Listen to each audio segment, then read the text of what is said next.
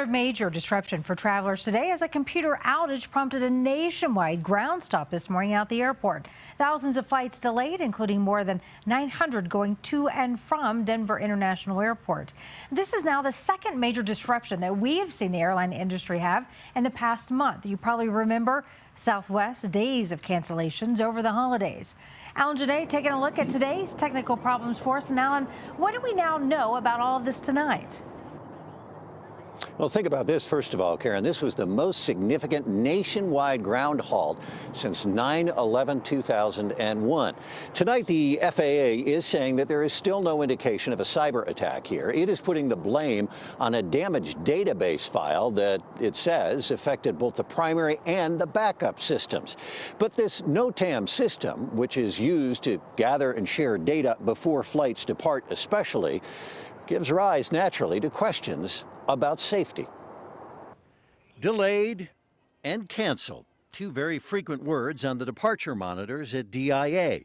Michael Slavin was just trying to get home to Colorado Springs. Right before we were about to board our plane at 8 o'clock in the morning.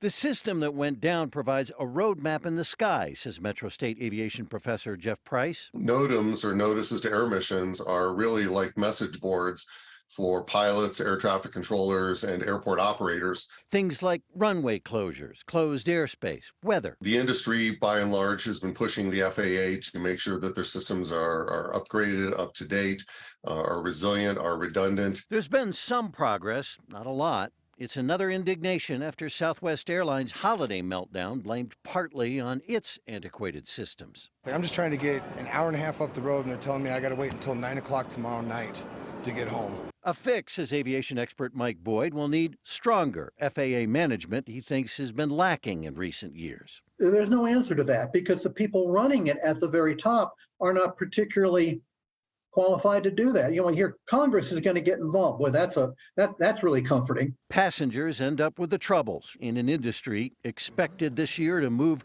more than twice as many passengers as 20 years ago. I think they need to step up their game. Right now, the FAA has no permanent director. That's because President Biden's pick to run the FAA, Phil Washington, the man who runs this airport, has his nomination hung up over questions and concerns about his previous employment in Los Angeles, where there's a corruptions investigation in which his name has come up in a warrant, as well as questions about his aviation experience. In Denver, I'm Alan Janae, covering Colorado First.